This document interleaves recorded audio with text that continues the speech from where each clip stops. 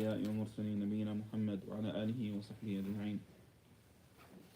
اللهم علمنا ما ينفعنا وانفعنا بما علمتنا وزدنا علما. اللهم لا سهل إلا ما جعلته سهلا وأنت تجعل الحزن إذا شئت سهلا. اللهم أصلح لنا ديننا الذي هو عصمة أمرنا، وأصلح لنا دنيانا التي فيها معاشنا، وأصلح لنا آخرتنا التي إليها معادنا، واجعل الحياة زيادة لنا في كل خير، واجعل الموت راحة لنا من كل شر. What ayah did we stop on last time?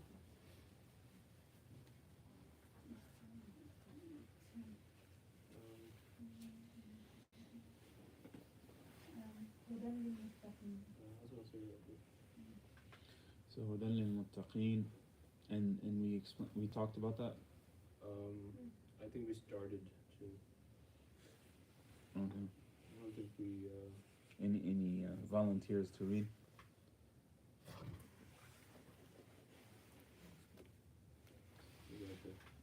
And just read from the maybe 3 or 4 ayahs from Alif Lam Mim. أعوذ بالله من الشيطان الرجيم. بسم الله الرحمن الرحيم. ألف لام ميم. ذلك الكتاب لا ريب فيه هدى للمتقين الذين يؤمنون بالغيب ويقيمون الصلاة ومما رزقناهم ينفقون والذين يؤمنون بما أنزل إليك وما أنزل من قبلك وبالآخرة هم يوقنون أولئك على هدى من ربهم وأولئك هم المفلحون. So Allah subhanahu wa ta'ala, He says هدى للمتقين, that this book is guidance.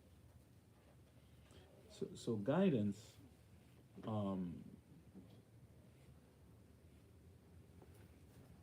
is what we need. And did we talk about the difference between the 2 types of guidance? Yes. Okay.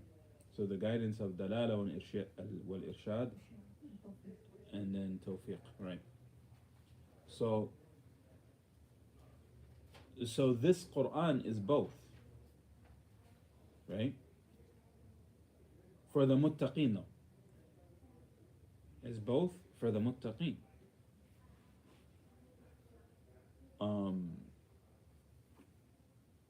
As Allah subhanahu wa ta'ala said, وَنُنَزِّلُ مِنَ الْقُرْآنِ مَا هُوَ شِفَاءٌ وَرَحْمَةٌ لِلْمُؤْمِنِينَ وَلَا يَزِيدُ الظَّالِمِينَ إِلَّا خَسَارًا. That we reveal in the Quran what is a healing. Notice He didn't say what is a medicine. He said what is a healing, right? And a mercy for the believers. وَرَحْمَةٌ لِلْمُؤْمِنِينَ. And it only gives the ظالمين, like it only gives them more of khasara, of a loss. Right? So the wrongdoers, the Quran, it has the opposite effect on them. And that's why that it's so important for us as we read the Quran and get close to the Quran is to get away from sin. Because Imam al-Shafi'i, as Imam al-Shafi'i rahmatullahi alayhi, his teacher, he told him, لا يجتمع النور والمعاصي. That light and darkness, they don't come together. So you have to choose one or the other. You can't have both. So if you are after darkness and you're seeking the Quran while you are after darkness, then you are not from the muttaqeen, so therefore, because the huda that is in the Quran, the guidance that is in the Quran, is for the muttaqeen. Right? And we talked about taqwa, right? Yes. Did you memorize it? Let's say it again. Shield yourself from the punishment of Allah. Yes. By what? By seeking to do good and staying away from evil. Yes. Exactly. Yes.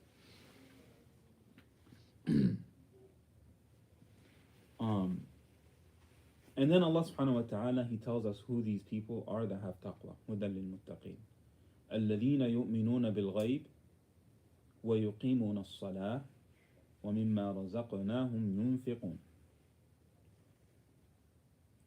Right? So, يُؤْمِنُونَ بِالْغَيْبِ, because these muttaqeen, they have iman in the ghaib. What is al-ghaib? Al-ghaib is something that we cannot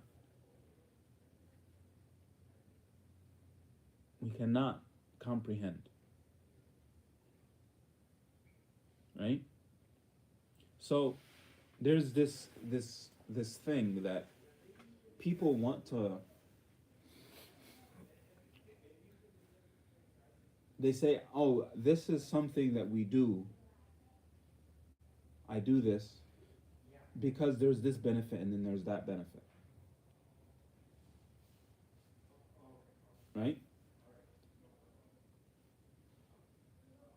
So when you do that, you're doing it knowing that there is a benefit, so therefore you're doing it for that benefit. Right? So there's a lot of people that want to know the benefits of everything. Right? So therefore there's a lot of people, for example, they're like, Salah is nice and all, but like 5 times a day, I don't really see the benefit. Right? Like, my job is busy. I'm working all day long and it's like extremely busy. I can't get away for Dhuhr. I don't see the benefit. How is this benefiting me in my life when this is taking me away from my money maker, my breadwinner? Right? So this person is thinking in terms of the tangibles. So therefore they don't believe in the untangibles, the things that they can't see, the things that they don't understand. Right? We have to understand that Allah subhanahu wa ta'ala, the one who created the heavens and the earth, He created us. Right? Like how many years after we were first created, did we start to discover some of the things that we discover, for example, about cholesterol? What food has cholesterol and what doesn't? About the things that we've discovered about what foods have fat and what foods don't. What foods have calories and what foods don't. How is this good for me and how is that good for me? What kind of exercise is good and what kind of exercise is not? How long did it take us to start to discover these things? Centuries sometimes. Right. And then how long will it take us to continue to discover what is actually beneficial and what is not? Many more. And I am positive, until the day of time, however long it is from now, doesn't matter if it's a gazillion years from now, right? We will not discover everything that is beneficial to us. Just our bodies, just the things that we live with every day. We will not know everything that's beneficial to us, and we will not know everything that's not beneficial to us. So if we cannot discover that, then how can we determine what's good for us and what's not? How? It's not possible. Doesn't matter how amazing of a doctor you are, how amazing you've studied this, and how amazing you... We don't know everything that's good for us. So we have to trust our Maker. And we have to believe in Him in the things that we don't see. So therefore, there has to be this sort of what you call a leap of faith. That we just believe that this is best because Allah told us to do it. So we believe in the unseen because Allah said it's that. We believe Salah is good for us because Allah told us to do it. Yeah, I mean, well, there's this exercise and it's helping me do this and it's this health. I mean, sure, that's all fine and everything, but it's because Allah told me to do it. This is why I do it, right? And this is that belief in that unseen, right? Also, like to believe in the things that Allah tells us that are happening, right? I mean, again, the exact same logic applies.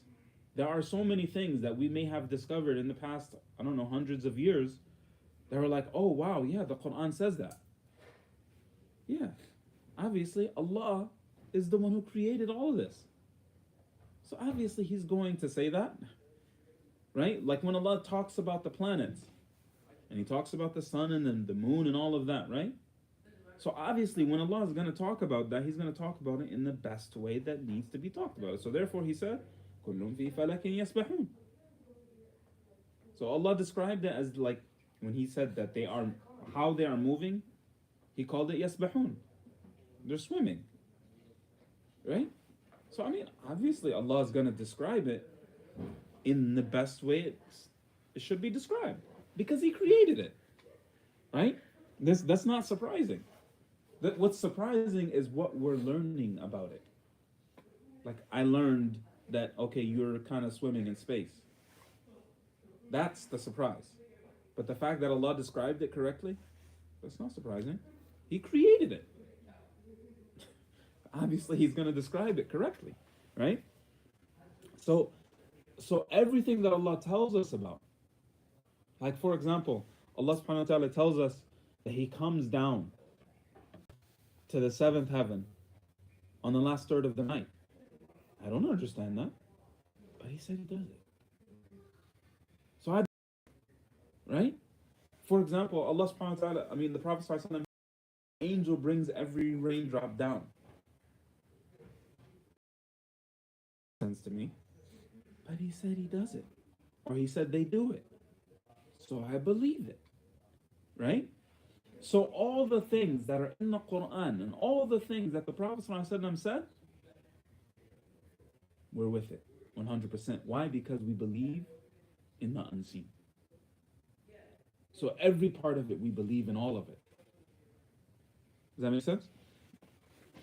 And these are these people who have taqwa, they believe in all of it. They believe in everything. Okay? يُؤْمِنُونَ بِالْغَيْبِ. And as you guys know, the hadith when the Prophet ﷺ, when he was taken to Jerusalem, and then he went up to the heavens, right? So when he told Quraysh this, they were like, oh my God, this is a perfect opportunity. Because, you know, this is crazy.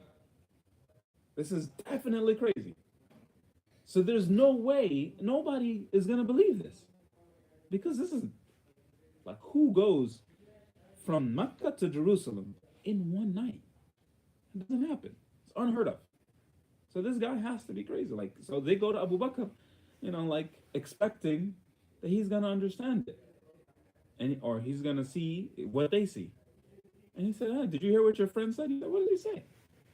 He said, oh, he said that he went to Jerusalem in one night and came back the same night. Right? So Abu Bakr, he said that, I believe it.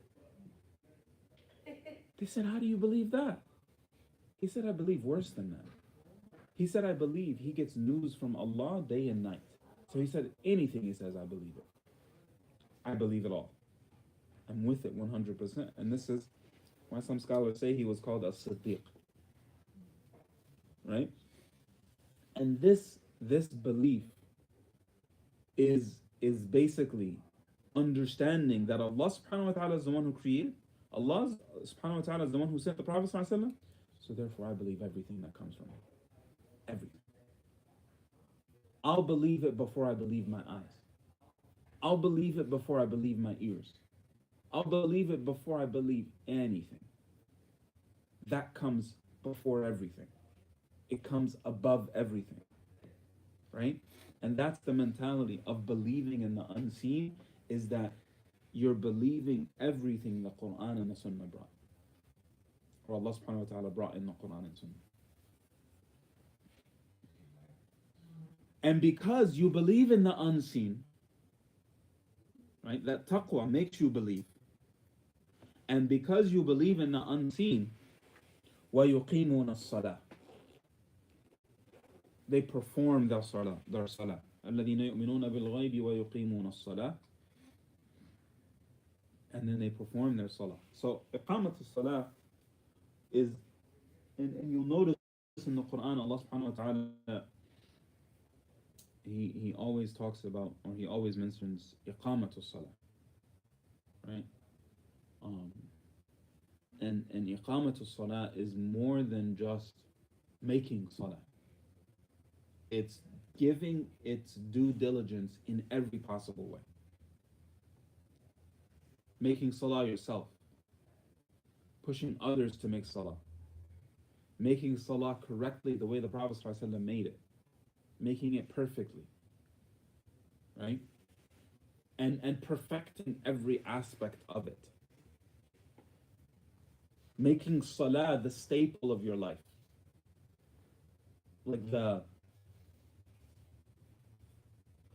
Like salah comes before breakfast.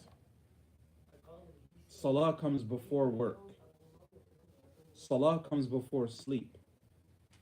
As a matter of fact, where we say in the adhan, as-salatu khayrun min an-nawm. Salah is more important than sleeping. Right? So we are training ourselves to worship Allah no matter the circumstance. Right? By the way, when I say salah comes before breakfast, I mean that conceptually, because we know that when it's time for salah and the food is available, that it's better to eat than to pray, just so that the food is not distracting. Because what is important in salah is that your heart is in it, right? But the point that I'm trying to make is that salah is more important than everything, right? And the reason that you eat before you pray is so that your prayer can be more qualitative, right? So salah comes before work, salah comes before family, salah comes before, and the list goes on. Everything that you may value in life, salah comes before it. Because salah, in its essence, is a sacrifice, right? And as we know, in the 5 pillars of Islam, the first pillar is that we bear witness that Allah subhanahu wa ta'ala is the one who deserves worship. And that the Prophet alayhi salatu wasalam was sent by Allah subhanahu wa ta'ala. Right?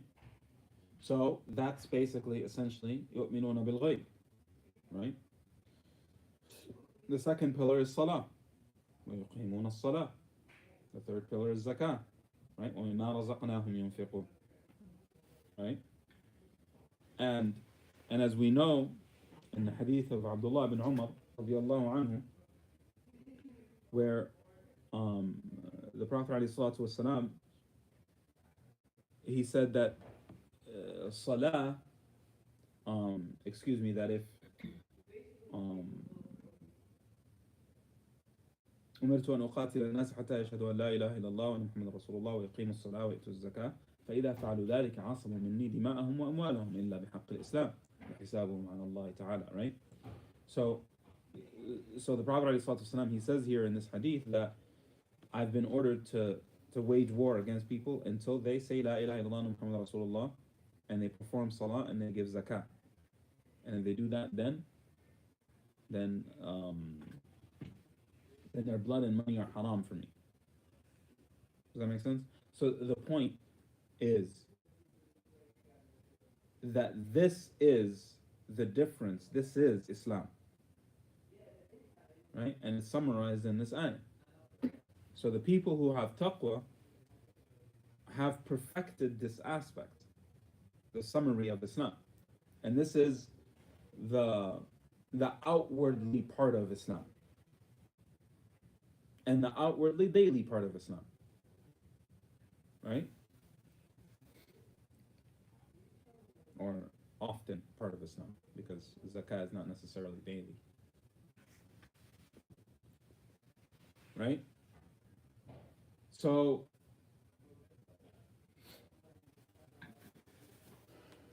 and then also when the Prophet ﷺ passed away, there was a debate between Umar and Abu Bakr as-Siddiq radiallahu anhuma about whether they should fight the people who stopped paying zakat. Right? And Abu Bakr radiallahu anhu, he said that he would fight them even if dogs were eating on the Prophet's wives. Why? Because this deen, we have to. Abu Bakr radiallahu anhu was trying to make sure that we brought this deen up no matter what the circumstances or challenges may have been. Because we put Allah subhanahu wa ta'ala first by establishing these three things. Right? With the shahada, salah, and zakah. Right? So salah essentially is the 5 pillars in Islam within itself. Because salah, you have the shahada at the end, right? In the tashahhud, where you bear witness that there's no one worthy of worship except Allah subhanahu wa ta'ala, and Muhammad sallallahu alaihi wasallam is his messenger. So you say that in every salah, right? And then, obviously, salah is salah. Zakah is a sacrifice of your money, right? And how do you make money? Time, right? You put in effort and time towards a specific trade or a job or something, and then you make money off of that, right? Well, salah is sacrificing the time that makes you the money in the beginning, right? So salah is a sacrifice before the money comes, right? And then zakah is a sacrifice of the result, the money that you make, right? And then fasting in Ramadan is a preventing you from eating and drinking, from doing a lot of different things. And salah is preventing you from doing all of those and even more. You're not even allowed to move. You're not even allowed to look around, right? And then hajj, in salah we're facing the qibla, right? So salah essentially has all the aspects of Islam within itself. So in iqamat al-salah is performing all of the salawat on time, performing all of the salawat the way the Prophet ﷺ performed it, calling to salah like the Prophet ﷺ called to it. Salah is, as the Prophet ﷺ said, al-ahdu alladhi baynana wa baynahum as-salah faman tarakaha faqad kafar. The difference between us and them is salah, so whoever leaves it, then he is a kafir, he is a disbeliever. So therefore, salah is the essence of Islam. So يؤمنون بالغيب ويقيمون الصلاة ومما رزقناهم ينفقون. مما رزقناهم is a portion of the rizq that Allah gave you. Now, notice here, Allah subhanahu wa ta'ala is saying or telling us that this is rizq that Allah gave us. Alaykum salam. Do you mind, brother, to listen? Oh yeah, please, come on. Yeah. How you doing, brother?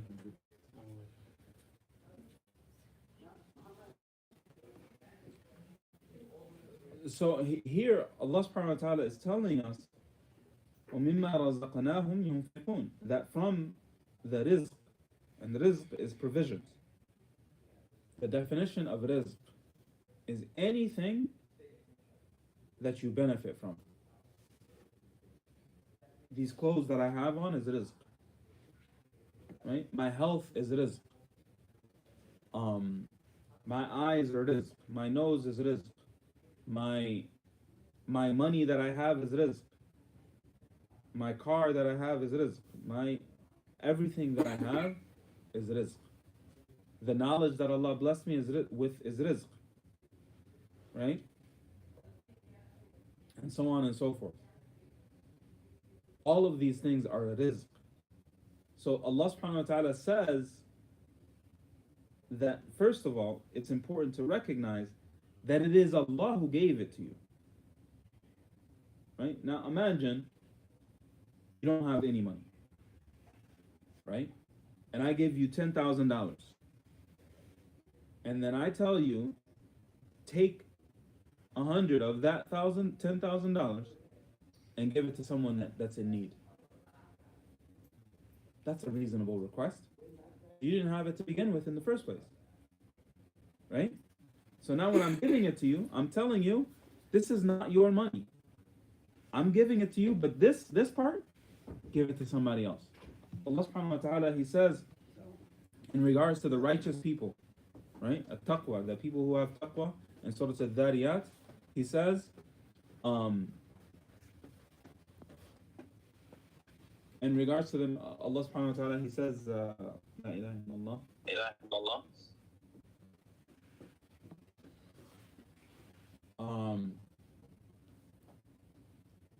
وَالَّذِينَ فِي أَمْوَالِهِمْ حَقٌّ لِلسَّائِلِ وَالْمَحْرُومِ.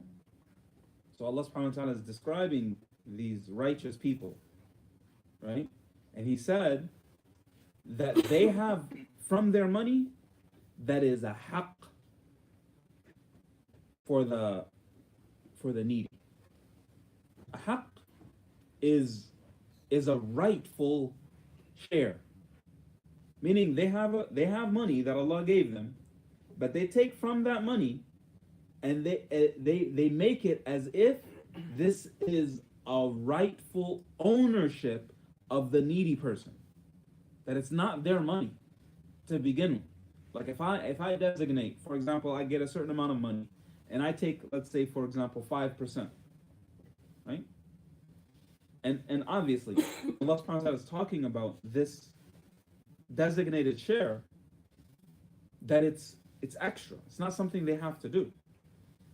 This is not an obligation, right?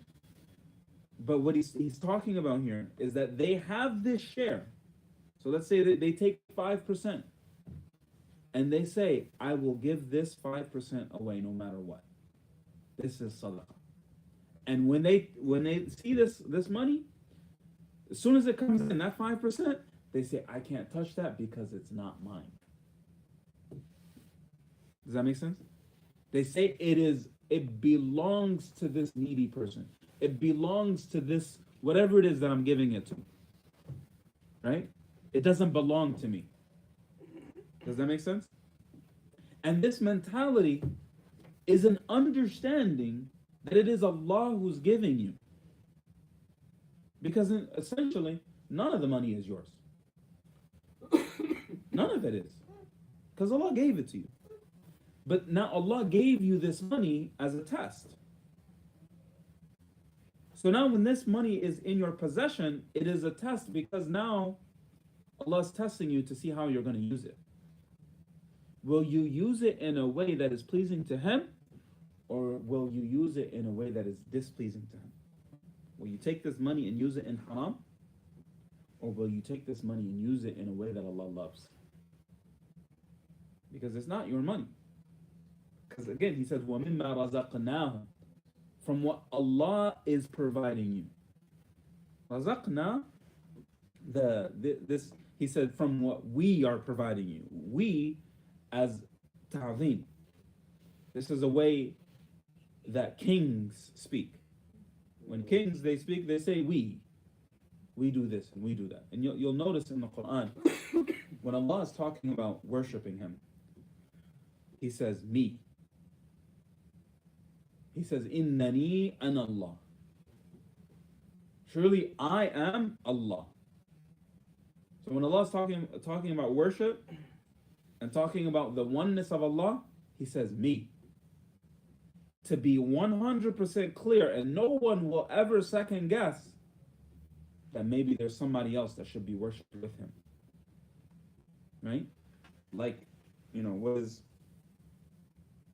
what happens with some of the Christians, how they assume that this verse means that Jesus is God, or they assume that this verse means this, but it's vague, right? And the possibility that it's vague, it could be just because of the translation, right? But Allah subhanahu wa ta'ala, every time he would send a prophet, he would make it clear that he was the only one that should be worshipped. So when it comes to worship, he says me or I, right? Me, I in English, but you get my point. In Arabic, he would say innani ana Allah, right? Fa'budni. He doesn't say fa'budna. He says fa'budni, right? Because it needs to be 100% clear that it is Allah only that should be worshipped, right? But also Allah subhanahu wa ta'ala is the king of all kings. And Allah subhanahu wa ta'ala deserves the most respect. So therefore Allah subhanahu wa ta'ala refers to himself in other situations that as us, right? وَمِمَّا رَزَقْنَاهُمْ يُنْفِقُونَ, that we provide for them, they give from that, right? So he's referring to himself as us here, or we, right? Also, it could be understood that Allah subhanahu wa ta'ala, he also provides with means, right? So Allah gives you means to provide. For example, a child needs to eat, right? That child eats by way of his mother or her mother, right? So their mother is the means of their sustenance. So that provision is from Allah, right? And that's why Allah subhanahu wa ta'ala, he says, anishkur li wa liwalidayk, to thank me and your parents, right? Allah put himself and your parents together, right? And this is a big thing in the Quran, because Allah subhanahu wa ta'ala speaks very meticulously, very carefully. I probably shouldn't say carefully, but everything Allah subhanahu wa ta'ala says is very meticulous, is eloquent, yeah. Right? So Allah won't put things together unless they belong together, right? But how can your parents belong with Allah? He says, thank me and your parents. He didn't even say thank me and thank your parents. No, he said thank me and your parents, as if you're thanking them in the same breath, right? But how can that be when Allah is the one who created you and your parents created nothing? What did your parents create? Nothing. The reason that is because Allah subhanahu wa ta'ala created you by the means of your parents. Your parents were the means that Allah created you through. So, and the Prophet ﷺ taught us, مَنْ لَا يَشْكُرُ اللَّهِ مَنْ لَا يَشْكُرُ النَّاسِ لَا يَشْكُرُ اللَّهِ. Whoever doesn't thank people, they don't thank Allah. So thanking people is thanking Allah. When somebody gives you something and you say thank you, that's part of thanking Allah, right? Because you're thanking the means that you got it from. Does that make sense? Well, Allah created us through our parents. We were created from them. So therefore, Allah put himself with your parents in thanking him, because they were the means that Allah created us through. So why do we need to thank Allah? Because he created us. Because he's constantly giving us. Right? Like, and then this little guy in the room, mashallah, as he's growing up, how is he eating? How is he surviving? His mother and his father. He's gonna be surviving for a very long time. Even these young men, how are they surviving? Mother and father. Right? They can't survive without them.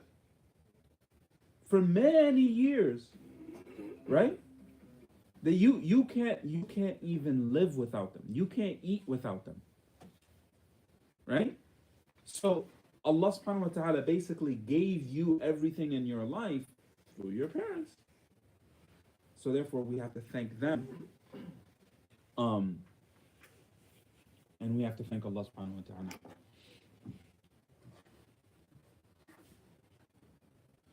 So وَمِمَّا رَزَقْنَاهُمْ يُنْفِقُونَ, and from what we give them, from what Allah subhanahu wa ta'ala gives us, they give. Right? They give from what Allah subhanahu wa ta'ala has given us. Given them. So who are these people? The people who have taqwa. Okay? The people who have taqwa, and they are guided by this book. Who are guided by this book? The people who have taqwa. Who are the people who have taqwa? The ones who shield themselves from the punishment of Allah by doing good and staying away from evil. Who are the people who have taqwa? They believe in the unseen. And they perform their salawat, they perform their prayers, and then they give from their money that Allah has given them. Now, again, Allah is not saying it's their money. He's saying it's His money. Or the money that Allah has given you. Right? So, another thing, subhanAllah, the way that Allah talks in the Quran is incredible. Because, and I'll give you an example of that. So, in regards to the orphan, okay? An orphan child that comes and lives with me, and this orphan child is rich. So he comes from a rich family. So he has a lot of money. Right? So, remind me, what are these ayats in Surah An-Nisa? Where Allah subhanahu wa ta'ala, He says, The first page. yeah. ولا تقربوا اليتيم. That's it. That's fine. وابتلوا اليتامى حتى إذا بلغوا النكاح فإن آنستم من رشد فادفعوا إليهم أموالهم. No, before that. No, yeah, that's right. So Allah subhanahu wa ta'ala talks about the orphan, and He says to test the orphan. When they get to a certain age, before you give them their money. فإن آنستم منهم رشدا فادفعوا إليهم أموالهم. Okay? So, He says when the orphan gets to a certain age, give them their money. Meaning, they're at an age where they know how to spend their money correctly. Right? If you give, for example, this little child a whole bunch of money, right? So, the older you get to start to understand how to use money. So Allah is saying when they understand how to use their money, He says give them their money. He says, and then He says, وَمَنْ كَانَ غَنِيًّا فَلْيَسْتَعْفِفْ وَمَنْ كَانَ فَقِيرًا فَلْيَأْكُلْ بِالْمَعْرُوفِ.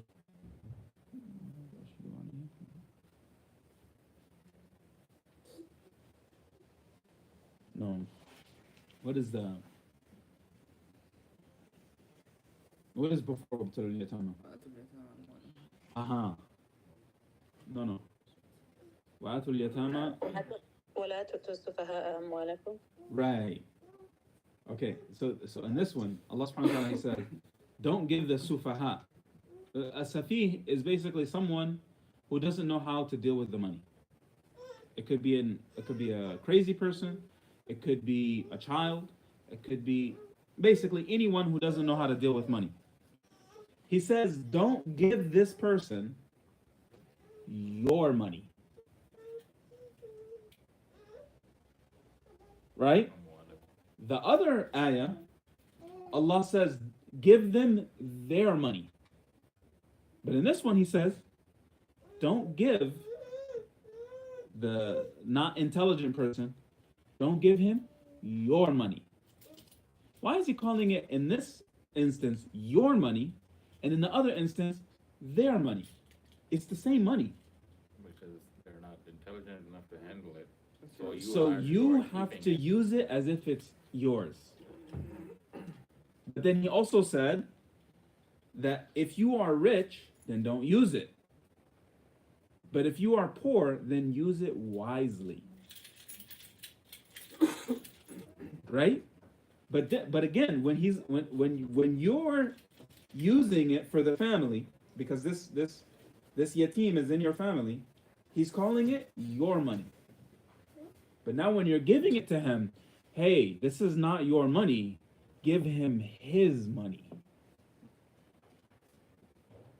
Right? So because what happens is, so let's say this orphan inherited $1 million. Okay? And I am taking care of this orphan.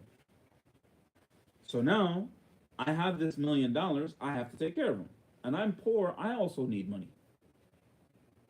Right? So Allah is telling me here, what I can do is I can use this money for my family, because it's a part of taking care of him, and use it wisely, and then he calls it my money. Okay? So now that $1 million is getting a little bit less as he's getting older, but I saved a lot of it because I'm using it wisely, as Allah told me. Right? Now when he gets to the age that he's smart and he knows how to use his money, maybe it's $500,000 left. I'm like, man, I don't know if I want to give him this money. It's a lot of money. It's my money. No. Allah said, give him his money. Right? So we're talking about the same scenario, the same situation. In one instance, Allah calls it your money. The other instance, He calls it His money. Why? Because Allah understands our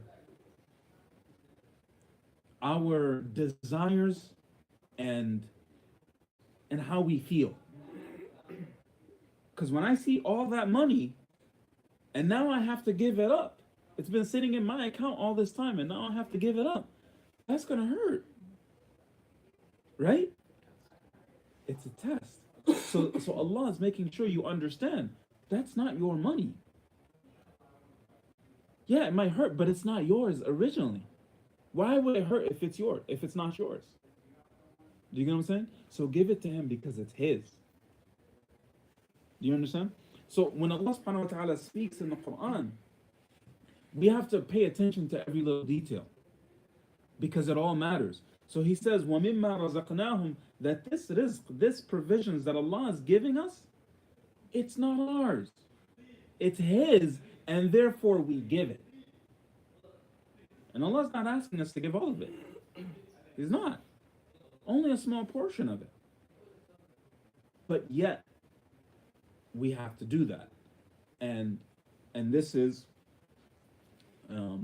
it's most pleasing to Allah, and it's His provisions. وَمِمَّا رَزَقْنَاهُمْ يُنْفِقُونَ. And on that point of the orphan's money, is there a difference in opinion about you using the money for your own family while you're taking care of the orphan? No. He's, because وَمَنْ كَانَ غَنِيًّا فَلْيَسْتَعْفِفْ وَمَنْ كَانَ فَقِيرًا فَلْيَأْكُلْ بِالْمَعْرُوفِ. It's clear. If you are rich, then either don't use it or use very little at all. فَلْيَسْتَعْفِفْ, right? Meaning, يَسْتَعْفِفْ, عَفَاف is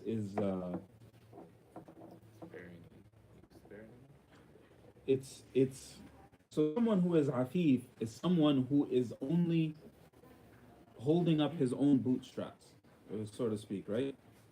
Like you are like for me, let's say for me, for example, I wouldn't want to eat sadaqah food because I'm afif.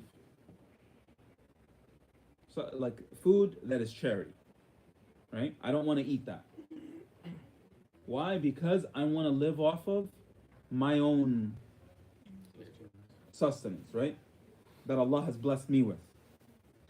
Because in eating charity, I mean, there's a hadith where the Prophet ﷺ, he said that charity is the filth of people. It's people's filth. Right? Because, I mean, think about it.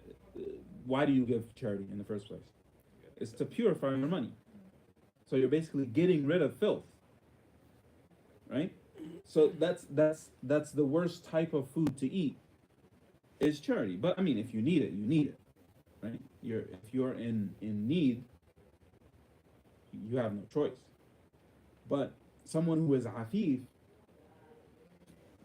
is not like he stays away from that because he only wants to eat clean. Does that make sense? So therefore, وَمَنْ كَانَ غَنِيًّا فَلْيَسْتَعْفِفْ basically means that he doesn't eat from it. Does that make sense? Yeah. But the orphan does. The orphan can eat from it. Right? So therefore, this rich person will only use that money for the orphan and not for him and his family. وَمَنْ كَانَ فَقِيرًا, and whoever is poor, فَلْيَأْكُلْ بِالْمَعْرُوفِ, then meaning that person, me as the parent of this orphan child, I can eat بالمعروف. Eat like conservatively. Reasonably, I think is the better term here. I can eat from what, because the child needs a complete home. I mean, it doesn't mean I need to, buy a super nice house now, and no, that's not what that means. What it means is that he can live on the same status that I'm living at, and I'm poor and I need money. Okay, I can eat from that food, but I eat from it what is enough to keep me going to be able to raise him correctly. Does that make sense? So yeah, the ayah is clear. But again, Allah is putting this responsibility on the parents, right? Allah is putting this responsibility on the parents. But again, this is Allah subhanahu wa ta'ala, He's speaking so eloquently here, where He's telling you, when you're using the money, it's your money. Meaning, it's not like something that you got to go back and get someone's approval. You gotta ask the child for approval. No, that's also unbefitting. You shouldn't do that. That's not how you raise a child. Telling him, hey, can I use some of your money? No, that's not how it should be done. But then now, when it's time for the child to get the money, he has passed the test and he's smart. It's not your money anymore, right? It's his money. Does that make sense? But the whole reason I brought that up was to show that Allah subhanahu wa ta'ala, when He says وَمِمَّا رَزَقْنَاهُمْ يُنْفِقُونَ, that's not by mistake that He says it like that.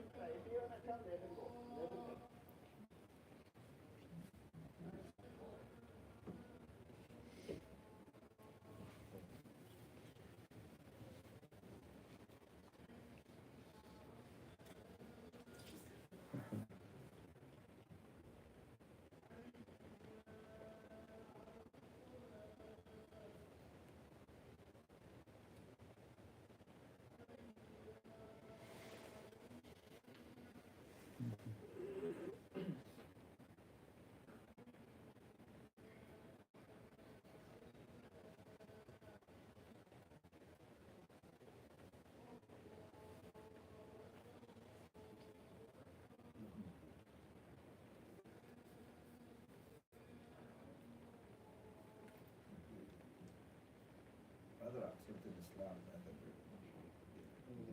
that he's learning, you have to pray and all that.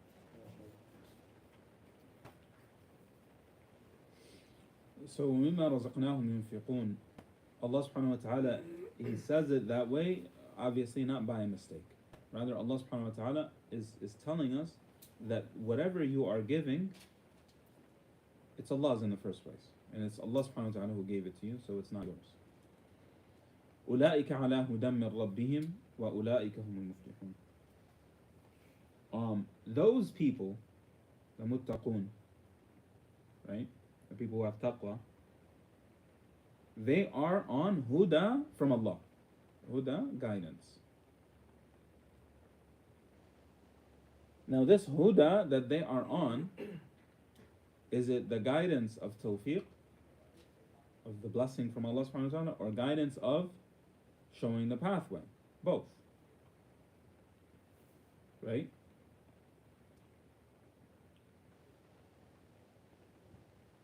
They are on the guidance of Allah subhanahu wa ta'ala. وَأُولَٰئِكَ, and also those are the muflihun. The muflihun. The people who have falah. That word falah. I did? Oh, was. Okay. والذين يؤمنون بما أنزل إليك وما أنزل من قبلك وبالآخرة هم يوقنون. So also Allah subhanahu wa ta'ala is describing the muttaqun additionally that they also believe in everything that was revealed to you. To the Prophet alayhi salatu wasalam. So like Abu Bakr as-Siddiq radiallahu anhu, when they told him, oh yeah, your friend, he went to Jerusalem and he came back the same night. He said, I believe it. He said, I believe worse than that, because I believe he gets news from Allah subhanahu wa ta'ala day and night. So I believe everything he says. Right? So these believers, or these people who have taqwa, may Allah subhanahu wa ta'ala make us from them, they believe in everything that was revealed to the Prophet alayhi salatu wasalam. As the Prophet sallallahu alayhi wa sallam said, أُوتِيتُ الْقُرْآنَ وَمِثْلَهُ مَعَهُ, I've been given the Qur'an and like it with it. So both the Qur'an and Hadith are revelation. Allah subhanahu wa ta'ala says, وَمَا يَنطِقُ عَنِ الْهَوَىٰ إِنْ هُوَ إِلَّا وَحْيٌ يُوحَىٰ. He does not speak from his desires, rather it is revelation being revealed. Also Allah subhanahu wa ta'ala, he says, إِنَّا نَحْنُ نَزَّلْنَا الذِّكْرَ وَإِنَّا لَهُ لَحَافِظُونَ. Surely we have revealed the remembrance, and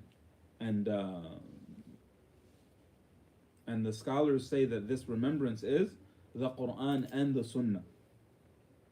The Quran and the Sunnah, and Allah subhanahu wa ta'ala promised to protect it. This is a promise from Allah subhanahu wa ta'ala. أَلَا إِنَّ وَعْدَ اللَّهِ حَقٌّ. Isn't Allah subhanahu wa ta'ala's promise true? Like, when Allah subhanahu wa ta'ala makes a promise, subhanallah, okay, let's say a person makes a promise. When this person makes a promise, the first question is he a liar? Does he tell the truth? Okay, if we know he tells the truth, then the next question is he able to actually fulfill this promise? Like, let's say somebody says, I'm going to invite you to my house and I'm going to cook a whole cow, right? So, is that something that I can afford? Maybe I can afford it today, but on the day when I invite you to come over, something happens and I can't actually afford it. Right? So our capabilities change. Maybe I invite you over, somebody, la qaddar Allah, in my family dies. I'm like, I'm sorry, I can't. Right? Our capabilities, they change. Allah subhanahu wa ta'ala, the creator of the heavens and the earth, the owner of the heavens and the earth, the one who moves and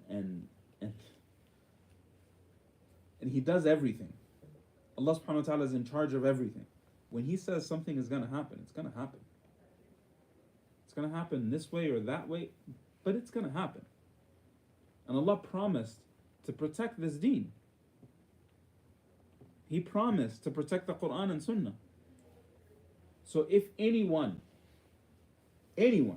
says that Hadith is not protected, or Quran is not protected, or gives some indication of that, I fear for them. Because they're going against exactly what Allah subhanahu wa ta'ala says in the Quran, إِنَّا نَحْنُ نَزَّلْنَا الذِّكْرَ وَإِنَّا لَهُ لَحَافِظُونَ. The Quran and everything that the Prophet ﷺ brought with the Quran, it is protected.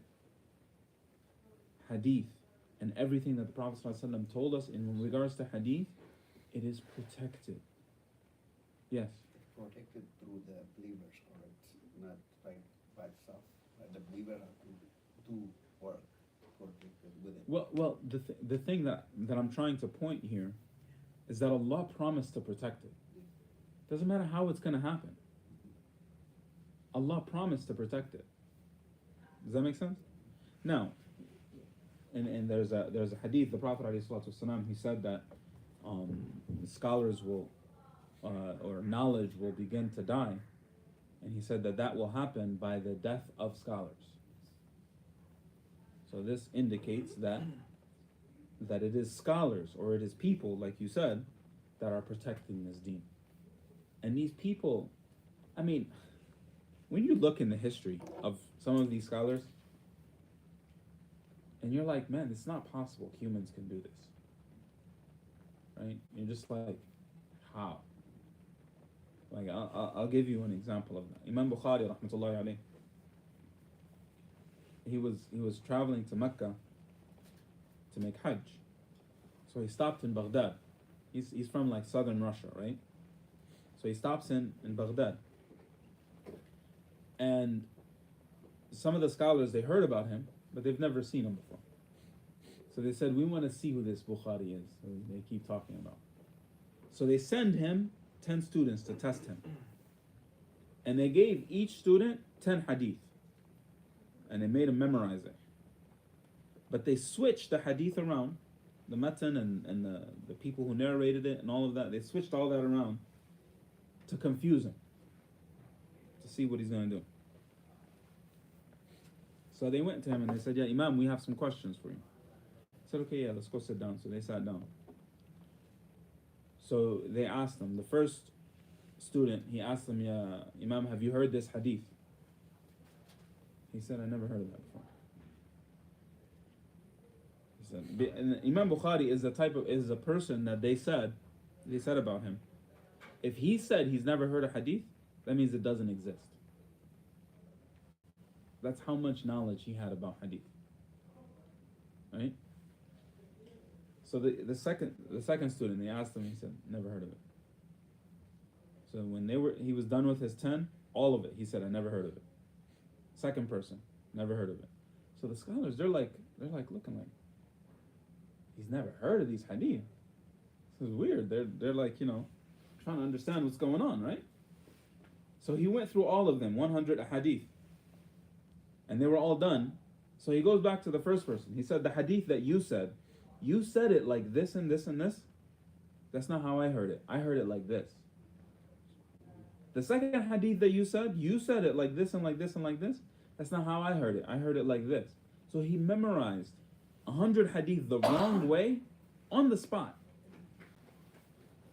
Like, I mean, it doesn't sound like if I didn't hear it from reputable people, there's no way these people would lie about something like this. Like, how? But these are people Allah sent to protect this deen. Right? Yeah. And this is just one example. There's many of them like this. And even till our times, you'll find people that have that type of knowledge and that type of memorization. Today, they exist.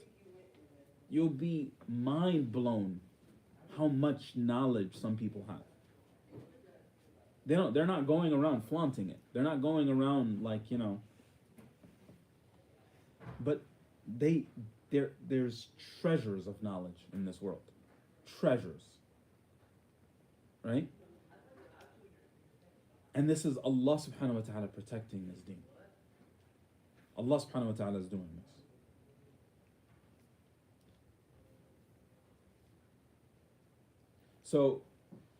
So these people that have taqwa, they believe in the Quran and Sunnah. They believe in it. وَمَا أُنزِلَ مِن قَبْلِكَ. They also believe in what was revealed before them. Right? So this is Allah subhanahu wa ta'ala is teaching us not only to believe in our current revelation that Allah subhanahu wa ta'ala has given us, but that we also have to believe in the previous ones as well. Even though we might not have the original versions of the previous ones, we believe in them. We're 100% from them because we know that they came from Allah, they were the words of Allah, and they're 100% the truth. Because we believe in Allah, of course we believe in all of His revelation. Of course we believe in it all. Because we believe in Him. Right? وَبِالْآخِرَةِ هُمْ يُوقِنُونَ. Right? And then they have yaqeen about the next life. What is yaqeen?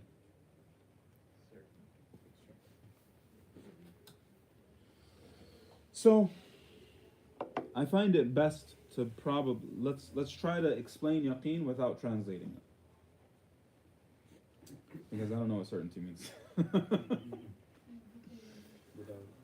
any doubt. So let's talk about the essence of what yaqeen is. If I ask you, is there air in this room? You would say yes. But how certain are you? Are you as certain as your nose on your face? Is it the same certainty? Okay, so there's levels to this. Right? Allah subhanahu wa ta'ala, He says,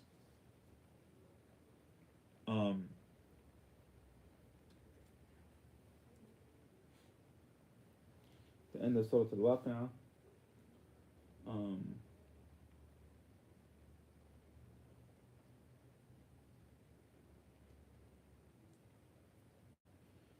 أما إن كان من المقربين فروح وريحان وجنة نعيم وأما إن كان من المكذبين الضالين فنزل من حميم وتصلية جحيم إن هذا له حق اليقين. Okay, so that's حق اليقين.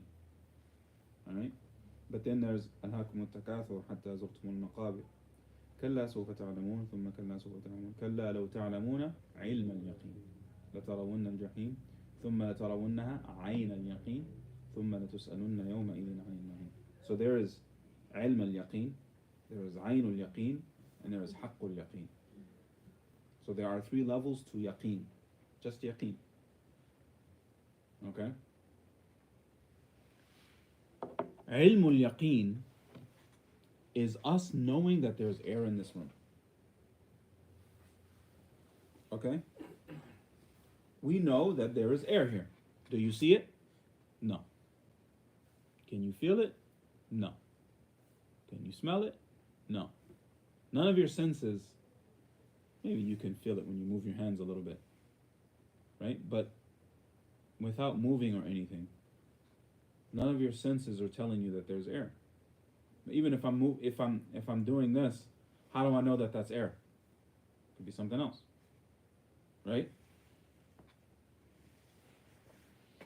But because of my ilmul yaqeen, which is the lowest level of yaqeen, okay? Because of my ilmul yaqeen, I know there's air in this room. And this yaqeen is knowledge of yaqeen. Knowledge yaqeen. Does that make sense? So this level... Certainty through knowledge. Yes, certainty through knowledge. There you go. This level, it can be achieved for almost anything, and this is why we seek knowledge. So that we can gain that yaqeen of Allah subhanahu wa ta'ala, gain that yaqeen of the next life, gain yaqeen, so on and so forth, about everything that Allah subhanahu wa ta'ala tells us about by knowledge. Right? But then there is a higher level than that, that now you have your senses can feel it. It's not just knowledge. You know how they say there's theory and then there's actual, there's the physical, right? So now it's something that you see in front of you, right? So on the Day of Judgment, all of us will be shown the hellfire. May Allah subhanahu wa ta'ala protect us from it. And at that point, it will be ilm or ayn al-yaqeen. We see it right in front of us. So that effect, I think all of you have went to Umrah. And all of you have seen the Kaaba in pictures. But what's the difference when you actually see it in front of you? It changes everything. Like, yeah, I saw all the pictures, I read about it, I did all this.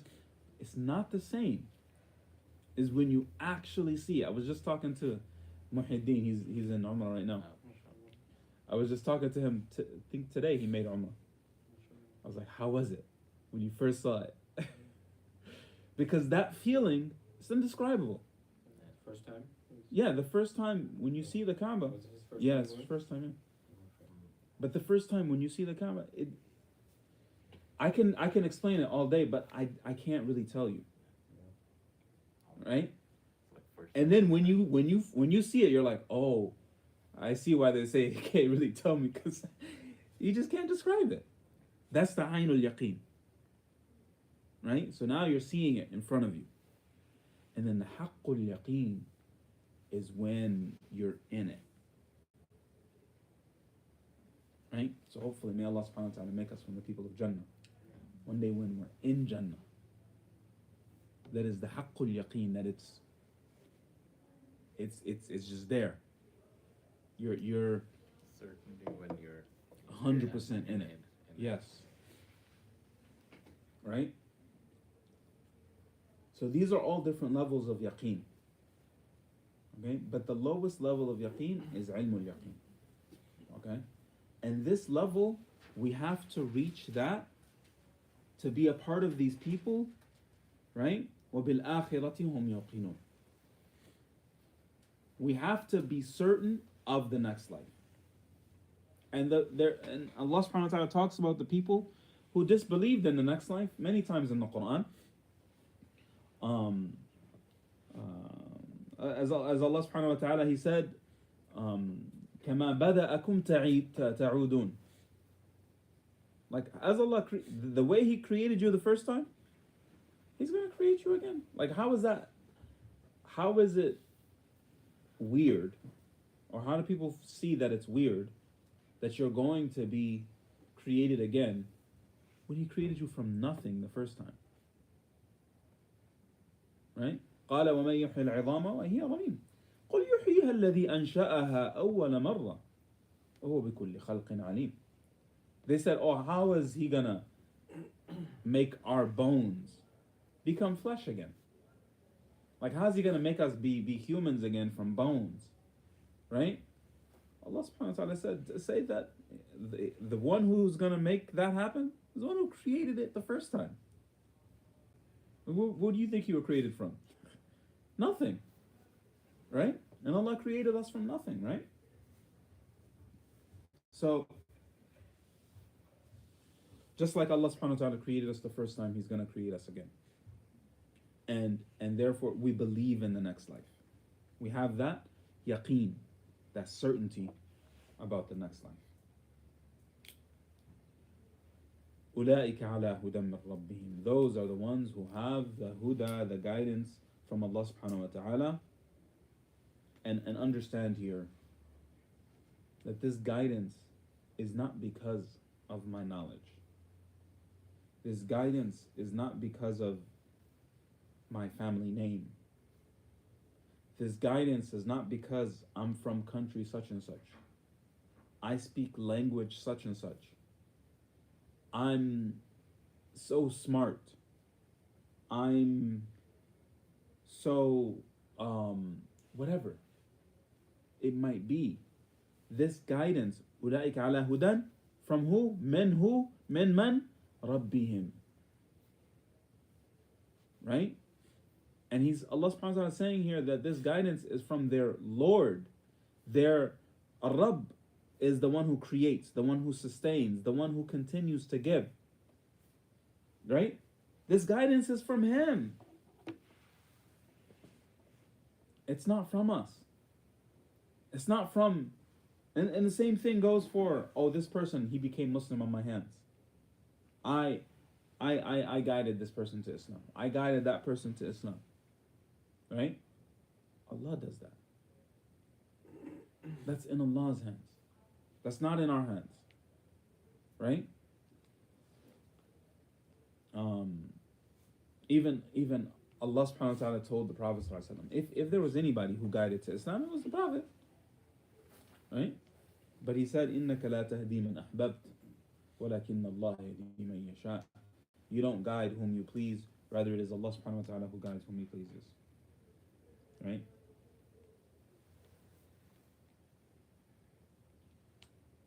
أُولَٰئِكَ عَلَى هُدًى مِّن رَبِّهِمْ. That this guidance, or these people, they are guided from Allah subhanahu wa ta'ala. وَأُولَٰئِكَ هُمُ الْمُفْلِحُونَ. And these people, they have falah. These people, they have falah. What is falah? Huh? Farmer. In Arabic, it is farmer. Okay, I guess did I explain it before? I guess So so. fallah is a farmer. Fallah with a shadda on the lam is a farmer. But falah is what happens to a seed when it opens up. Okay? So the seed, when you put it in the ground, right? And I know nothing about farming, so if anybody knows something about farming, help me here. But when you put the seed in the ground and then you water the seed, right? What happens to the seed is that it breaks and the seed is destroyed. And then when that seed is destroyed, the plant is coming out and it shoots up, right? And it goes towards the sun. Is that right? Okay. You say so. Right? Looking for the sunlight, of course, it come out from the ground. Right. So it's going out towards the sun. Right. Right? Like a plant that is planted in the shade, it'll go this way Correct. towards the sun. Right? So that operation that's happening, I mean, like, because a seed, in essence, is like let's like an orange, for example, right? Like, you throw that away. That's garbage. Or you take that and then you put it in the ground, right? And then that seed, like, cracks open and it gets destroyed. Right? That destruction of the seed is its success into becoming an orange tree, into becoming something great that is producing many oranges from that one seed. Right? Yes. So that is falah. But this falah can only happen by the destruction and difficulty that this seed has to originally go through in order to get that big thing. Right? So therefore, it's important to understand that when you hear the word falah, it's not just success. It's success after extreme hardships and difficulties. To get that sprouting that the plants have, it has to happen after the destruction of the seed. It has to happen after there is pain and agony towards that seed to get this success of this plant or this orange tree, for example. Right? So when the mu'adhin says, Hayya ala al-falah, come to this success, and that's sometimes you're feeling, man, it's hard. It's hard to do that. It's hard to get this. And you'll find whenever you'll see that falah is mentioned in the Quran, it's in a place where in order for you to get that success, it has to come with those difficulties. So these muttaqeen that what is it?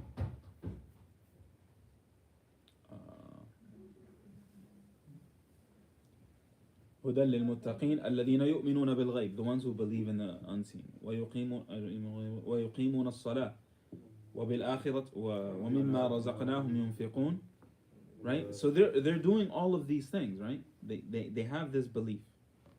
They're doing these salawat. They're giving sadaqah, right? أولئك على والذين يؤمنون بما أنزل إليك وما أنزل من قبلك. So now they're believing in the revelations, right? And then وبالآخرة هم يوقنون. Because of all of these things, they have guidance, and because of that guidance, they are going through difficulties, and then after those difficulties, they will receive that success. Okay? So, and this is a very important fact in regards to following this deen.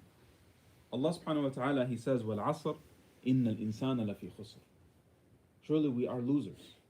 The human being is a loser, except for the ones who believe and do good deeds.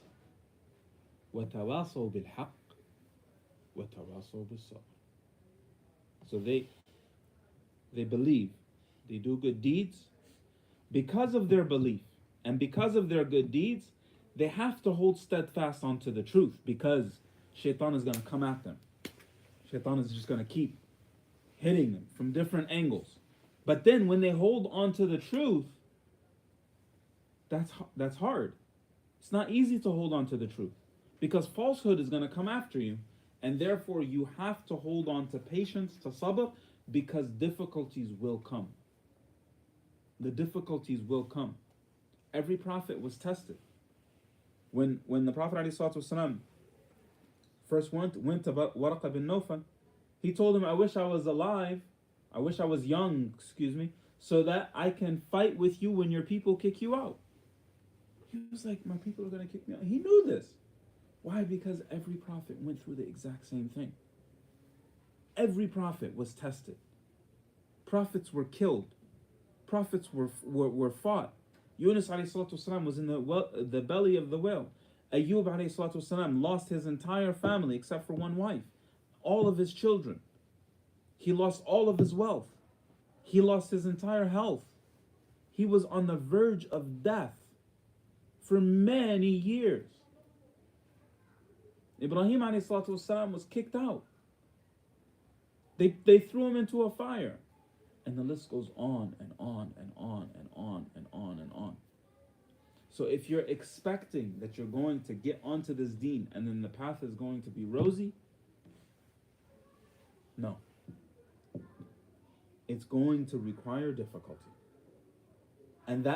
But the beautiful thing is that difficulty is the beginning of the process. Is when that seed is destructing. The end is when that sprout comes out. That final success is what we're after in the next life. May Allah subhanahu wa ta'ala make us from the people of Jannah. Any questions?